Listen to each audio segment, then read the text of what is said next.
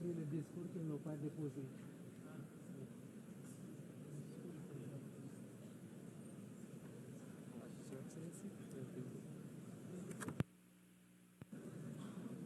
Monsieur le co-président, chers collègues, Monsieur le secrétaire général des Nations Unies, Mesdames, Messieurs, je salue le leadership de la France et de l'Arabie Saoudite, ainsi que l'engagement de tous ici présents pour la cause palestinienne.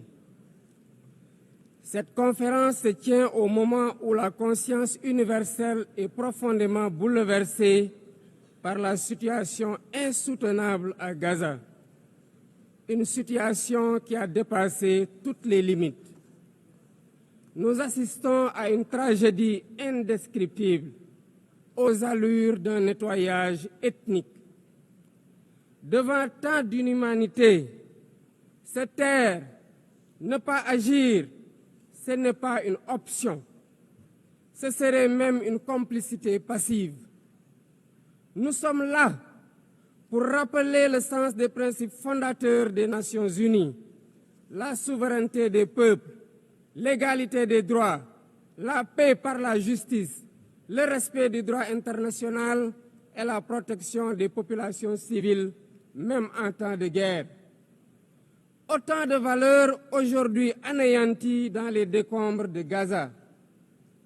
Le Sénégal réaffirme son engagement constant pour une solution à deux États, palestiniens et israéliens, vivant côte à côte, chacun à l'intérieur de frontières sûres et internationalement reconnues.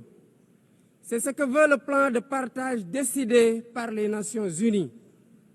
C'est aussi une exigence de paix et de sécurité pour les peuples des deux pays, une exigence de justice, une exigence d'humanité.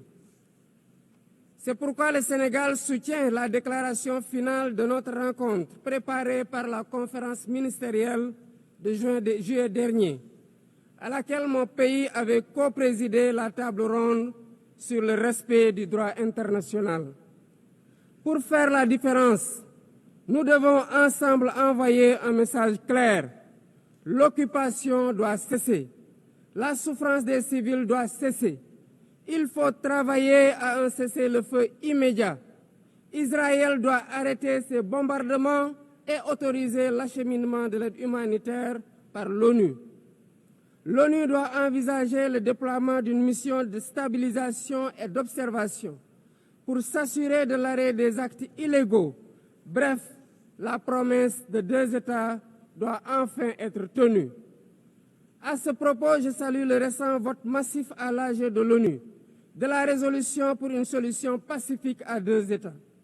Le Sénégal salue aussi la décision historique des pays ayant décidé de reconnaître aujourd'hui l'État palestinien. Président du Comité pour l'exercice inaliénable des droits du peuple palestinien, le Sénégal continuera de s'associer à toute initiative visant à favoriser le retour à une paix durable en terre palestinienne. J'en appelle à la conscience universelle. Il ne s'agit pas ici de choisir un camp contre un autre, mais de défendre la vie, de faire entendre la voix de la raison et du droit, et de préserver ce qui fait notre humanité commune, la capacité d'empathie, de justice et de solidarité. Il est temps de prendre des mesures concrètes pour la création d'un État palestinien viable. Je vous remercie.